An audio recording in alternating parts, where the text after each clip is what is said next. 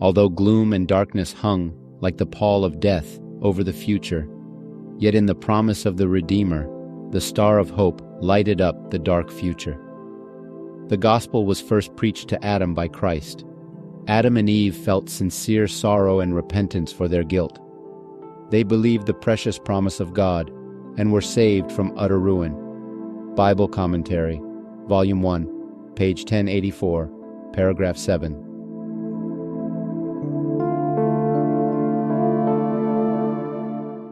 Oke, kita akan mulai kita punya bagian keempat daripada seri The Never Ending Shadow. Dan bagian ini judulnya adalah The Cross of Calvary. Di 1 Yohanes 4 ayat 9, mengulang sedikit bagian ketiga, kita mengasihi Tuhan karena kita melihat Dia lebih dahulu mengasihi kita.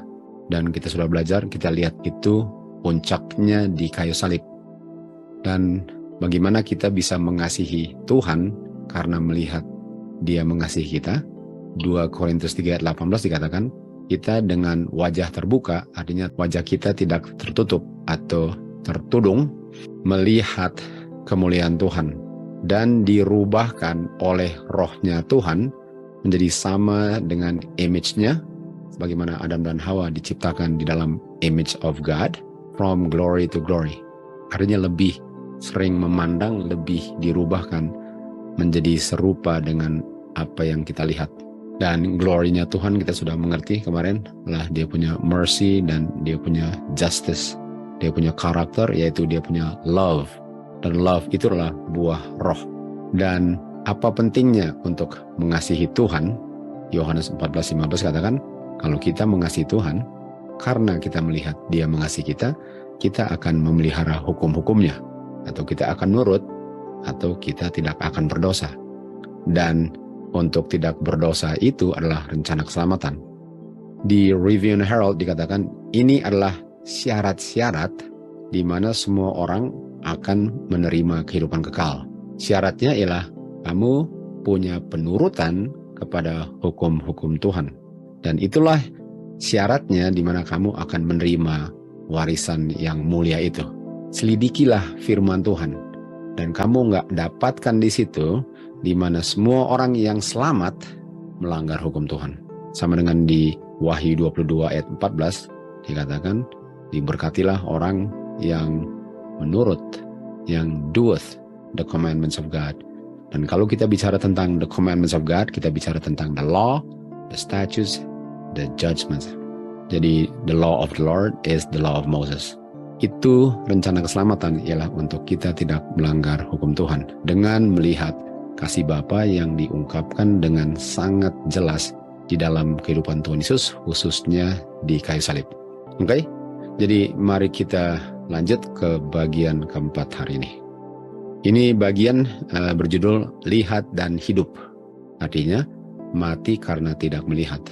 Di Wahyu 13 ayat 8, kita lihat domba itu sudah disembelih sejak bumi ini diciptakan. From the foundation of the world. Artinya Tuhan Yesus sudah mati di saat Adam dan Hawa berdosa. Karena di situ adalah awal daripada bumi ini kan. Sebagaimana kita baca di Desire of Ages, di saat ada dosa di Eden, ada juru selamat. Dan juru selamat hanya bisa menyelamatkan kalau dia secure atau dia menanggung kematian manusia. Sehingga sudah ada yang mati di saat Adam dan Hawa di Eden berdosa. Sudah ada juru selamat. Walaupun kita tahu 4.000 tahun kemudian baru Tuhan Yesus datang menjadi manusia dan mati tahun 31 AD kan. Jadi kalau orang tanya bagaimana sudah ada yang mati di Taman Eden, kalau Tuhan Yesus matinya 4.000 tahun kemudian setelah Adam dan Hawa berdosa. Kita tahu bahwa kematian Tuhan Yesus di kayu salib itu dilambangkan oleh kematian binatang. Di ayat 21, Adam dan Hawa dikenakan jubah daripada kulit binatang kan. Jadi binatang ini yang dipersembahkan oleh Adam untuk pertama kalinya melambangkan kematian Tuhan Yesus di kayu salib. Tentu saja binatang ini tidak menyelamatkan siapa-siapa dari dosa. Kematian binatang tidak memakukan kematian enmity atau hutang itu ke kayu salib. Jadi bukannya binatang bisa membayar dosa manusia, tapi sebelum kayu salib, orang sudah bisa diselamatkan. Dan ini adalah cuplikan daripada kematian Tuhan Yesus di kayu salib, walaupun Tuhan Yesus belum mati di kayu salib. Tetapi ada sesuatu hasil melihat kematian Tuhan Yesus dalam bentuk lambang yang bisa menyelamatkan orang-orang yang hidup sebelum kayu salib. Dan domba ini kita bisa lihat di ceremonial law. Ceremonial law itu adalah glorious. Ini sama dengan yang Musa bilang, tunjukkan kemuliaanmu. Dan kita belajar di pelajaran ketiga dikatakan bahwa kemuliaan itu adalah kayu salib, yang adalah mercy dengan truth atau mercy dengan justice. Kemurahan Tuhan dengan keadilan Tuhan, kan? Jadi tunjukkan kemuliaanmu. Dan ceremonial law ini adalah glorious. Jadi kalau saya mau lihat kemuliaan Tuhan, mau melihat mercy and truth, mau melihat kayu salib, saya sudah bisa lihatnya waktu saya menjalankan ceremonial law.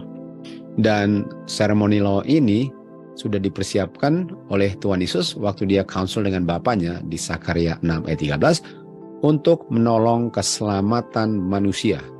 Jadi manusia ini bisa diselamatkan melalui kematian Tuhan Yesus di kayu salib dalam bentuk simbol ceremonial law. Karena itu glorious, sama-sama glorious. Dan Adam melihat Kristus melalui ceremonial law atau melalui dia punya sacrifices dengan offering. Jadi dia melihat Kristus dan dia melihat kematian dan bisa melihat kuasa untuk menurut. Walaupun dia hanya bunuh domba 4.000 tahun sebelum Tuhan Yesus mati di kayu salib.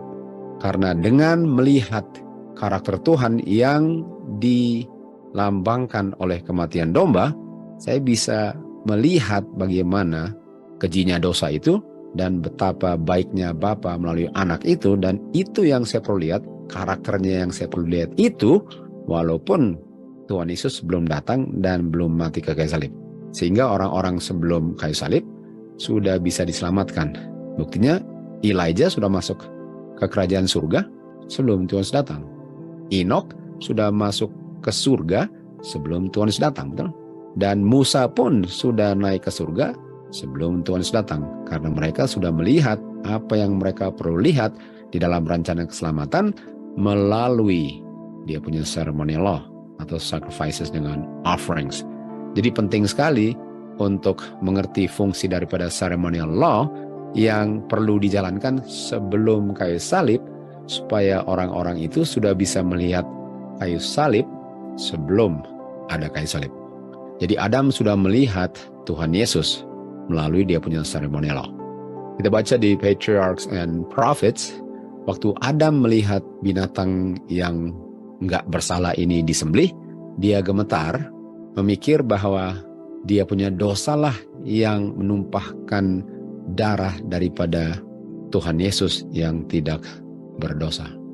Dan apa yang dilihat ini membuat satu kesadaran di dalam dirinya akan betapa dalamnya dan jelasnya dan besarnya pelanggarannya. Ini fungsi daripada kayu salib yang bisa dilihat melalui binatang-binatang yang dikorbankan. Dia melihat betapa sadisnya dosa dia waktu dia harus sembelih domba. Untuk pertama kalinya dia lihat kematian, karena dia nggak pernah lihat ada yang mati, kan? Apalagi dia sendiri yang harus bunuh. Dan dia sangat terkagum dengan kebaikan Tuhan yang tidak ada batasnya. Kebaikan Tuhan, karakter Tuhan, the goodness of God, the glory of God. Karena Musa bilang, show me thy glory. Terus bilang, saya akan tunjukkan saya punya goodness. Ini glory-nya. Dia melihat glory, karakter Bapa yang merciful, karena bukan Adam yang mati, dan Tuhan pun just, di mana ada yang mati walaupun bukan Adam. Dan dia bisa melihat bahwa kematian ini menggantikan kematian dia dan kuasa untuk bisa menurutnya, di mana Bapa mau memberikan anaknya untuk membayar kesalahan manusia. Jadi sebelum dia melihat ini, yang dia lihat hanyalah kegelapan. Sebagaimana waktu Tuhan Yesus sudah menghadapi kematian, dia hanya bisa lihat kegelapan. Gelap. Dia rasa terpisah dari Bapa dan gelap. Dan Adam pun waktu berdosa, Adam dan Hawa, mereka cuma bisa lihat kegelapan karena kematian gelap. Dan waktu mereka melihat karakter Bapa melalui mereka punya sacrifices dengan offering itu, waktu mereka melihat itu, muncullah terang di tengah kegelapan karena terang itu memberikan kehidupan atau pengharapan di mana di masa depan mereka nggak gelap lagi karena ada pengharapan kehidupan kekal. Jadi untuk kita memiliki atau bisa memperoleh pengharapan, kita perlu melihat kebaikan Tuhan di kayu salib. Dan untuk orang-orang sebelum di kayu salib, mereka melihatnya melalui simbol, yaitu Tuhan Yesus mati untuk saya punya kematian dan hilanglah kegelapannya. Dan bukan hanya melihat kematian saya digantikan, tapi melihat kekuatan atau powernya Tuhan untuk menyanggupkan saya untuk menurut. Sehingga lenyaplah kegelapan itu disinari oleh terang kayu salib melalui dia punya seremonial law. Jadi dosa itu menghasilkan kegelapan dan masa depan yang gelap, yaitu kematian. Tetapi korban-korban ini dalam bentuk ceremonial law yang adalah lambang daripada kayu salib menerangi kegelapan itu, sehingga sekarang mereka bisa lihat terang, di mana terang itu memberikan pengharapan mereka bahwa mereka nggak perlu binasa untuk selama-lamanya yang adalah kegelapan. Jadi penting sekali ini ceremonial law untuk orang nggak hidup dalam kegelapan. Artinya waktu Adam melihat terang ini, boleh dikatakan bahwa dia punya mata yang gelap tadi sekarang terbuka. Jadi sebelum ada ceremonial law, sebelum dia korbankan domba, boleh dikatakan dia punya wajah tertutup akan pengharapan untuk dia punya kehidupan kekal. Karena sudah lenyap di saat mereka berdua makan buah yang dilarang. Tetapi kegelapan itu atau wajah mereka yang tadinya tertutup untuk melihat pengharapan dan yang dilihat hanyalah kegelapan, diterangi atau dicabut dia punya penutup wajah itu.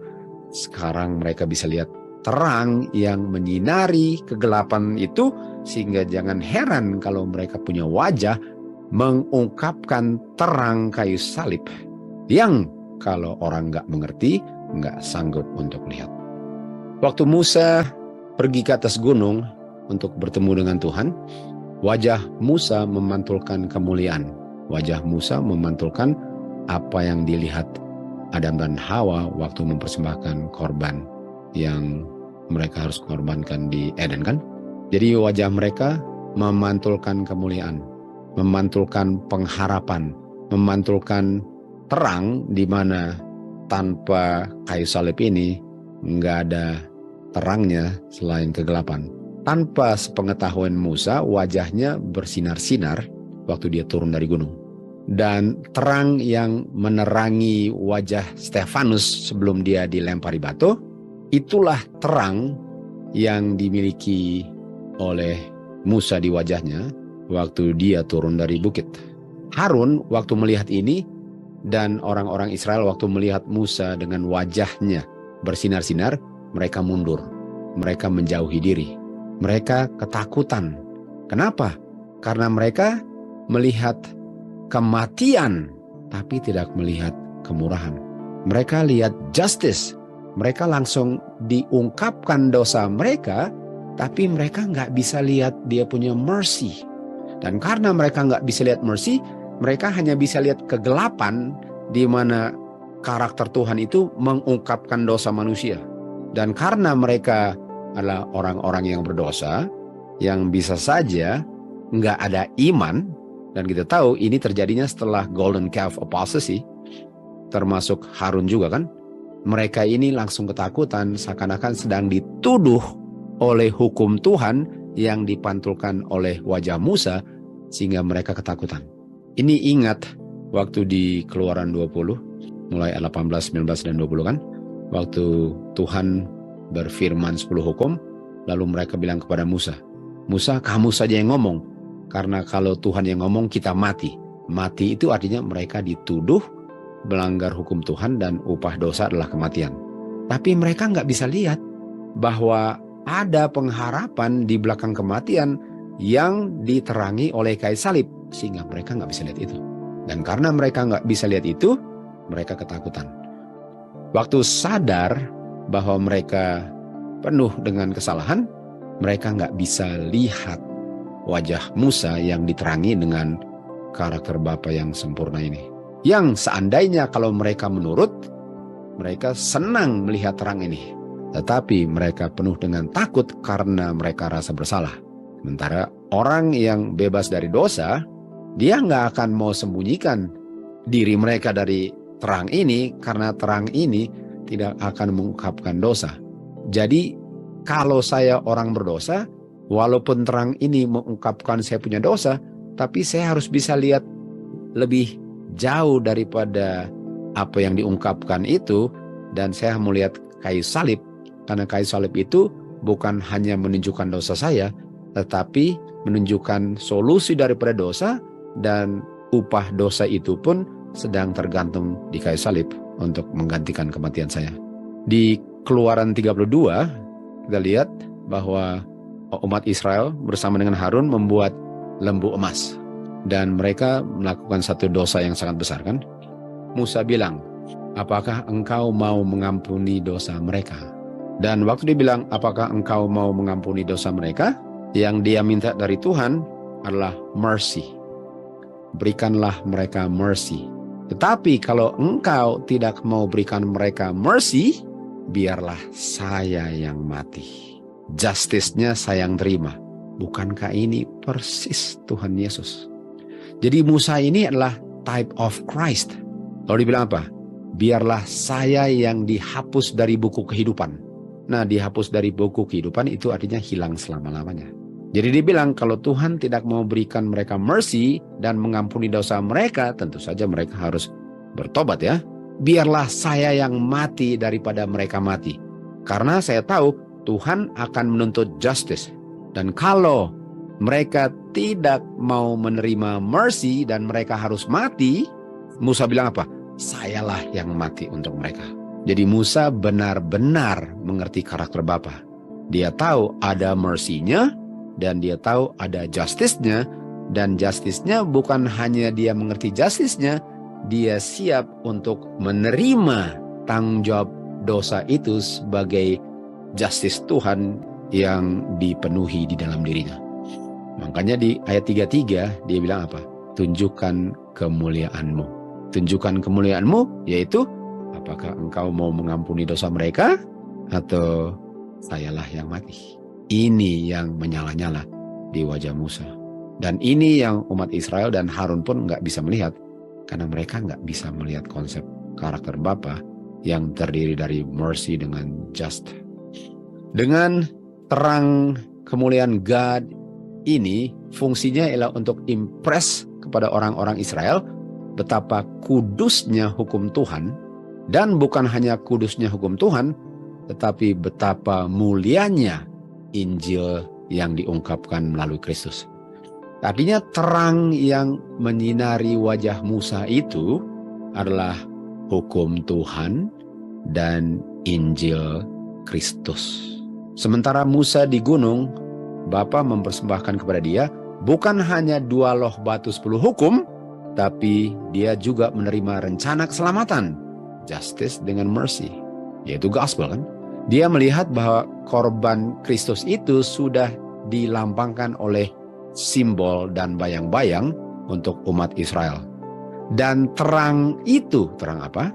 Terang hukum yang dilanggar dan terang gospel yang siap membayar pelanggaran orang lain dan memberikan kuasa untuk tidak berdosalah yang bersinar-sinar di wajah Musa. Jadi dia punya terang itulah the law and the gospel. Itu yang membuat dia punya wajah bersinar-sinar. Jadi kita tahu hukum itu menuduh orang berdosa. Dan kalau saya hanya bisa lihat hukum tanpa gospel, saya punya masa depan suram dan gelap.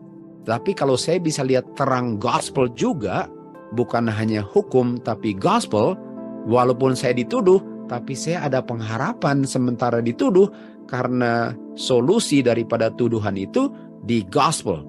Dan gospel itu bukan hanya menggantikan kematian saya kalau saya mengakuinya dan bertobat, tetapi memberikan kuasa bagi saya untuk tidak melanggar lagi. Sehingga nggak ada yang perlu takut untuk melihat kemuliaan Tuhan kalau kita mengerti ini. Tapi kalau kita nggak mengerti ini, kita penuh dengan ketakutan karena yang saya lihat ialah kamu harus mati karena kamu sudah berdosa. Jadi terang yang menyinari wajah Musa ini adalah terang yang datangnya dari Calvary, dari kayu salib. Dan terang ini sama terangnya dengan terang hukum Tuhan. Dan inilah terang yang menyinari wajah Musa. Jadi kita bisa lihat bahwa Musa ini melambangkan Kristus. Karena kita tahu waktu Musa turun dari gunung, dia baru dengan Tuhan kan. Dia turun dari gunung, lalu dia ke tempat yang lebih rendah, lalu ketemu dengan orang-orang berdosa yang baru buat golden calf. Dan dia harus menutupi wajahnya supaya mereka bisa bicara dengan dia. Kalau enggak, mereka kesilauan. Bukankah Tuhan Yesus pun harus turun dari tempat yang tinggi dan menutupi dia punya divine nature agar manusia bisa berbicara dengan dia dan melihat karakter Bapa dan dia di dalam dia punya human nature yang menutupi atau menudungi dia punya divine nature. Jadi Musa ini adalah type of Christ. Karena kalau Kristus datang dalam kemuliaannya, nggak ada yang bisa lihat dia.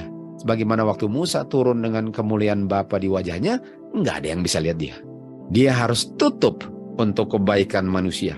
Musa harus tutup untuk kebaikan Harun dan umat Israel.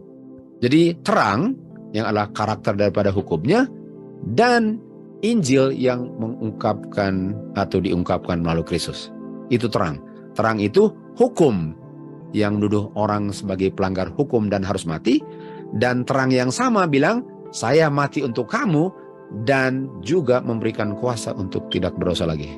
Itu terang di wajah Musa. Jadi kehidupan yang sempurna tanpa dosa, kehidupan yang sempurna tanpa dosa adalah kehidupan yang condemn dosa atau abolish sin dalam kehidupannya Tuhan Yesus. Jadi kalau kita lihat Tuhan Yesus punya kehidupan, Tuhan Yesus punya kehidupan itu condemn sin. Roma 8 ayat 3 kan? Condemn sin artinya dosa nggak pernah bisa menyentuh saya katanya.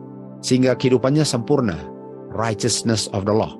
Jadi sementara Tuhan Yesus hidup, dia taklukkan dosa sampai nafas terakhir di kayu salib. Jadi dosa ditaklukkan dalam kehidupannya. Karena dia hidup bergantung kepada Bapanya untuk kuasanya melalui imannya. Dia bergantung kepada Bapanya melalui iman. Sehingga dia condemn sin dalam kehidupannya. Kematian yang sempurna dan kebangkitannya dari kubur, dia condemn death. Kematian itu ditaklukkan karena Tuhan Yesus bisa keluar dari kubur. Nah, kalau Tuhan Yesus masih dikubur, artinya kematian menaklukkan Tuhan Yesus. Tapi karena Tuhan Yesus keluar dari kubur, kubur ditaklukkan Tuhan Yesus. Pertanyaannya, kenapa dia bisa keluar dari kubur? Jawabannya, karena dia di dalam kubur untuk dosa yang dia nggak pernah cetak. Sehingga dia sendiri nggak pernah dibawa kekuasaan dosa, sehingga dia nggak bisa di bawah kuasa kubur. Dia mati untuk orang lain punya dosa dan orang lain punya kematian. Sehingga dia bisa keluar dari kubur kapan saja, karena dia sendiri nggak pernah berdosa. Jadi untuk taklukan dosa, upahnya kehidupan, bukan maut. Sehingga Tuhan Yesus nggak bisa ditahan maut, karena dia nggak pernah berdosa. Tetapi orang yang berdosa, dia akan ditahan maut, karena dia ditaklukkan dosa. Tetapi Tuhan Yesus taklukkan dosa, sehingga nggak pernah dia bisa ditaklukkan oleh maut.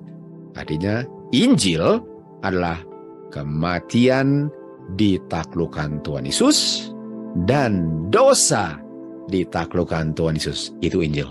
Jadi kalau dosa menunjuk kepada saya, kamu berdosa dan patut maut, saya tunjuk kepada Tuhan Yesus. Saya bilang apa? Tuhan Yesus saya terima sebagai juru selamat saya. Dia telah taklukkan maut sehingga saya nggak perlu mati. Dan saya pun percaya bahwa di dalam kehidupan saya, kalau Kristus yang hidup dalam saya pun akan buktikan bahwa dosa pun tidak bisa taklukkan saya. Itu Injil. Dan itulah yang akan menerangi seluruh dunia. Terang seperti itulah yang akan menerangi seluruh dunia sebelum Tuhan Yesus datang. Kita tahu bahwa Kristus adalah the end of the law atau the fulfillment of the law for righteousness, for glory. Ya. Apa artinya itu? Kristus adalah complete fulfillment daripada love, mercy, dengan justice. Atau Kristus adalah pengungkapan sempurna daripada kemurahan Bapa, karena dia yang mati kan, bukan saya. Dan dia adalah complete fulfillment daripada justice-nya Bapa, karena dia yang mati kan, bukan saya. Jadi di saat Tuhan Yesus mati, itu love yang adalah mercy dan justice yang sempurna. Pertanyaan saya, kenapa dia bisa mati? Atau kenapa dia mati kalau dia sempurna? Nah, dia mati karena dia sempurna, karena hanya kehidupan yang tanpa cemar yang bisa membayar orang berdosa kan. Sehingga walaupun dia mati, tetapi bukan karena dosa dia pun taklukkan kematian. Jadi Tuhan Yesus itu fulfillment daripada kehidupan sempurna. Justice yang menuntut kematian, Tuhan Yesus tanggung. Mercy, tetapi mercy itu memberikan kebebasan dari kematian, bukan berarti bebas berdosa. Mercy itu supaya kamu memperoleh righteousness. Kristus sudah ada righteousness-nya yang dia hasilkan sebelum dia mati, untuk diberikan bagi siapa saja yang mau terima, dan kuasa untuk mempertahankan di dalam kehidupannya sebelum probation tutup. Jadi Tuhan Yesus is the end of the law. Artinya Tuhan Yesus adalah sempurnanya yang saya butuhkan waktu saya hidup. Karena saya nggak mati, karena Tuhan Yesuslah kematian sempurna saya. Kayu saliblah terang yang menerangi kegelapan. Kita tahu bahwa juru selamat itu kita punya comforter. Tuhan Yesus adalah comforter. Jadi comforter kita tahu adalah Roh Kudus. Tuhan Yesus adalah Roh Kudus. Comforter, Roh Kudus itu adalah rohnya Kristus. Jadi untuk bilang dia Kristus, nggak ada bedanya. Karena itu Kristus punya roh. Itu Kristus punya spirit. Jadi Jesus Christ is our comforter. Nah di Yohanes 16 ayat 8 dikatakan, waktu dia datang, dia adalah Roh Kudus atau Kristus datang. Kita ambil Kristus. Kristus akan datang untuk menegur dunia akan dosanya. Ini hukum kan? Dan sesuai dengan Roma 3 ayat 23, semua orang dituduh sebagai pelanggar hukum dan patut mati. Ini dia punya justice. Nah, tapi Kristus ini gospel. Kristus ini gospel. Dan gospel apa? Gospel menunjukkan dosa, lalu tunjuk kepada Kristus punya righteousness. Makanya dikatakan Kristus adalah saya punya righteousness. Tetapi sebelum dia mau berikan saya punya righteousness, dia harus tunjuk dulu saya punya dosa, lalu dosa saya disingkirkan, lalu saya terima dia punya righteousness. Jadi kalau saya nggak bisa lihat ini, saya nggak suka untuk ditunjuk-tunjukin saya punya dosa, karena saya nggak bisa lihat dia punya solusi. Karena solusinya Tuhan Yesus juga. Jadi Tuhan Yesus yang menginsafkan saya akan dosa, Tuhan Yesus yang sama yang kasih solusinya, yaitu dia punya kehidupan yang sempurna. Jadi waktu dia bilang, kamu harus mati, dia bilang apa? Saya sudah mati untuk kamu. Sekarang kamu hidup dan kamu harus menurut. Saya punya penurutan bisa menjadi penurutan kamu. Sehingga di hari penghakiman yang Bapa lihat adalah saya di dalam kamu. Jesus indeed is our comforter. Contohnya di Yohanes 8 ayat 4. Wanita kedapatan berzina, melanggar 10 hukum kan? Waktu wanita ini kedapatan berzina, 10 hukum bilang apa? Oh, dia harus dilempari batu. Dan hukum Musa bilang itu. Karena 10 hukum enggak dengan detail bilang harus lempar batu kan? Tapi hukum Musa yang menjelaskan 10 hukum bilang dia harus dilempari batu kalau berzina. Artinya dia harus dilempari batu. Itu namanya justice. Tapi jangan lupa, Tuhan Yesus adalah penegur dosa dan pemberi righteousness. Jadi waktu mereka bawa wanita ini menghadap Tuhan Yesus, mereka bawa kepada Injil. bukankah paling mantap diseret ke Tuhan Yesus? Dan waktu mereka seret ke Tuhan Yesus, mereka bilang, hukum bilang dia harus dilempari batu. Dan mereka mau uji kan, apakah dia mau mematuhi hukum Musa atau enggak. Oh iya, dia harus dilempari batu. Betul, oke. Kita siap lempar batu kan? Dia tunduk dan tulis di tanah. Dan waktu dia tulis di tanah, kita tahu jari melambangkan Roh Kudus kan? Nah, mari lihat apa yang terjadi waktu dia tulis di tanah. Jangan lupa, ini gospel. Waktu dia tulis di tanah, kita baca di 2 Korintus 3:3. Kamu adalah surat Kristus yang hidup. Tapi kamu surat bukan ditulis oleh tinta, tetapi ditulis oleh Roh, jari God. Bukan ditulis di atas batu, tapi ditulis di hati kamu. Artinya waktu Tuhan Yesus menulis dengan jarinya, dia sedang menginsafkan orang-orang Farisi akan dosa mereka. Sehingga mereka bisa lihat, wow, saya sering sekali bersinah dalam otak saya. Artinya sayalah yang harus dilempari batu, karena Tuhan bilang melalui Musa harus lempar batu kan. Jadi mereka sekarang sedang ditegur dosa mereka oleh Roh Tuhan yang dilambangkan oleh Kristus sedang tulis di tanah. Tapi apakah Kristus gospel? Jadi apakah Kristus mau tegur mereka supaya offer dia punya solusi, yaitu sayalah yang dilempar dan saya berikan kamu kuasa untuk tidak berdosa lagi. Dan waktu mereka mendengar itu apa? Mendengar, terinsah mereka punya pikiran kan? Mereka tertegur dan mereka tinggalkan Tuhan Yesus. Mereka malahan menjauhi Tuhan Yesus. Tunggu dulu. Artinya mereka hanya bisa lihat mereka harus mati. Sementara tadi mereka lagi tunggu wanita mati, sekarang mereka hanya bisa lihat mereka harus mati. Bukankah harusnya kamu lihat kayu salib sehingga kamu akan datang ke Tuhan Yesus? Mereka menjauhi Tuhan Yesus sama dengan orang-orang di Sinai menjauhi Tuhan Yesus lalu bilang, Musa kamu ngomong dengan kita kan? Artinya mereka kesilauan. Mereka nggak bisa lihat silaunya waktu Tuhan Yesus tulis di tanah. Karena Tuhan Yesus gospel. Dan gospel itu tunjuk dosa lalu kasih solusi. Dan karena mereka nggak bisa melihat itu, sama dengan orang Israel dan Harun nggak bisa melihat wajah Musa, mereka menjauhkan diri dari keselamatan mereka. Kita lihat di Mazmur 119 ayat 11, firman-Mu, hukum-Mu, aku sembunyikan di dalam hatiku, agar aku tidak berdosa. Artinya hukum Tuhan nggak pernah tertulis di hati mereka. Sehingga waktu mereka melihat wajah Musa, mereka ketakutan.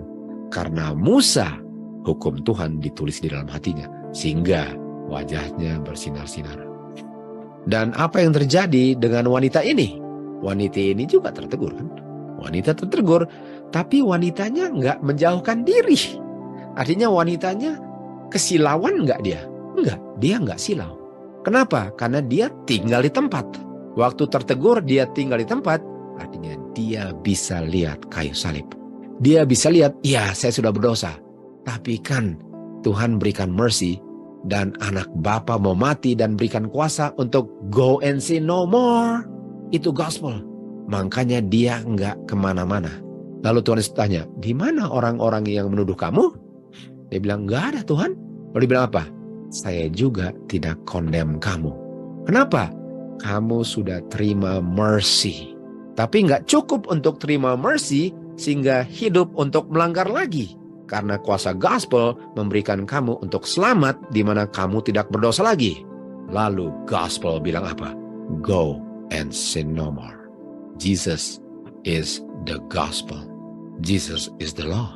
Tuhan Yesus menginsafkan saya akan dosa saya. Jesus is the law. Tuhan Yesus bilang, neither do I condemn you. Go and sin no more. Jesus is the law and the gospel.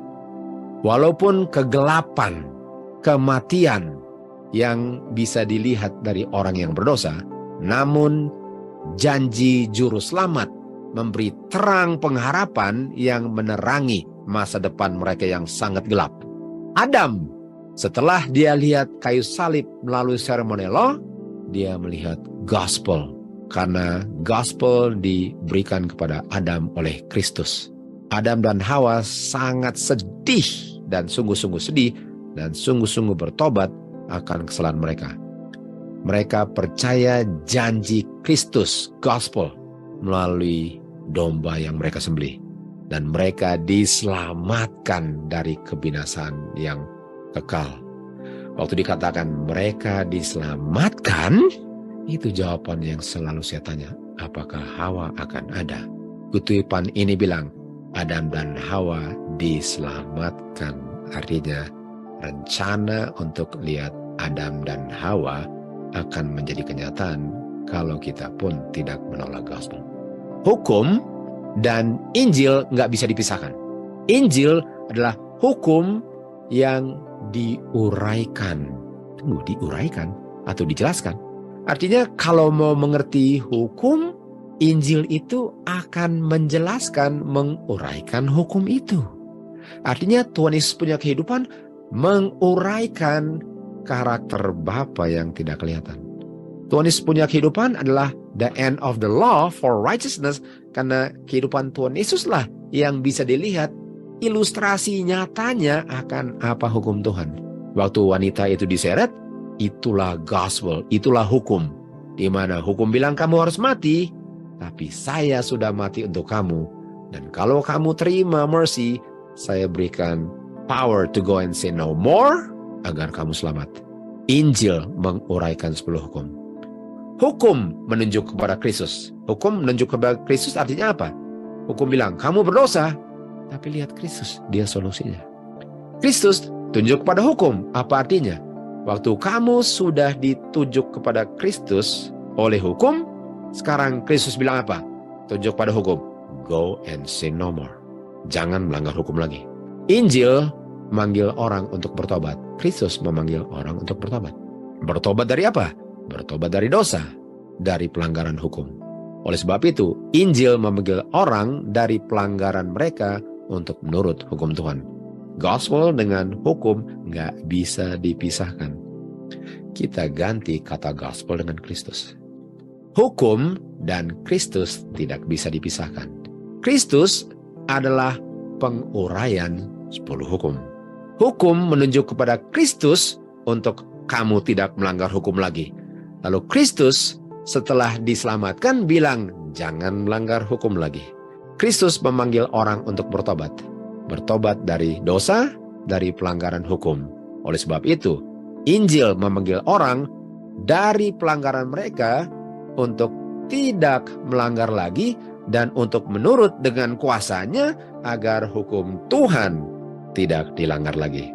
Gospel dan hukum Tuhan lah yang menerangi wajah Musa.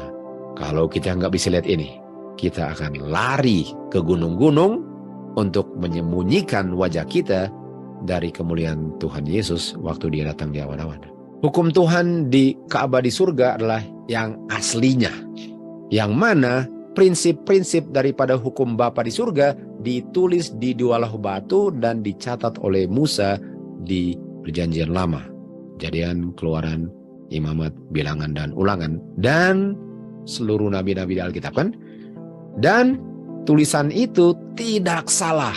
Artinya tidak salah tulis nabi-nabi termasuk Musa untuk mengungkapkan 10 hukum. Tunggu, bukankah 10 hukum dengan buku Musa menjelaskan hukum Tuhan? Bukankah 10 hukum dengan buku Musa sama dengan gospel? Bukankah 10 hukum dengan buku Musa sama dengan Kristus? Karena Kristus menjelaskan hukum. Artinya untuk tolak buku Musa, tolak gospel, dan tolak Tuhan Yesus. Hukum Tuhan mengungkapkan kehendaknya dan secara tertulis mengungkapkan karakter Bapa dan gak pernah bisa ditiadakan. Jadi hukum Musa itu sebenarnya mengungkapkan siapa? Kristus, karena Kristus itu menguraikan 10 hukum. Hukum Musa is the gospel. Orang-orang yang waktu baca buku Musa, apa yang terjadi? Waktu mereka nggak bisa lihat, waktu mereka nggak bisa mengerti itu. Mereka nggak bisa lihat gospel di Perjanjian Lama. Di Kejadian, Keluaran, Imamat, Bilangan, Ulangan. Mereka nggak bisa lihat Injil di situ. Mereka nggak bisa lihat gospel. Waktu mereka lihat commandment, statutes, judgment, sudah dipakukan ke kayu salib ini. Waktu di Imamat, di buku Imamat, kita ambil contoh 23, ini feast sudah dipakukan ke kayu salib. Pada feast ini menguraikan dan menjelaskan 10 hukum supaya tidak langgar 10 hukum. Dan ini semua dipakukan ke kayu salib. Seakan-akan semua ini adalah kematian. Bayangkan pakukan Injil ke kayu salib. Lukas 24, perjalanan ke Emmaus, Tuhan Yesus bilang apa? Kenapa kamu pelan sekali hati kamu untuk percaya semua yang diucapkan Nabi? Dan ini ngomong tentang perjanjian lama. Semua, bukan hanya Musa. Semua kamu gak percaya. Bukankah Kristus harus menderita supaya bisa masuk ke dalam kemuliaannya? Ayat 27. Mulai dengan Musa sampai Maleaki, dia menjelaskan semua dalam perjanjian lama. Mulai dengan Musa sampai Maleaki mengenai dirinya sendiri.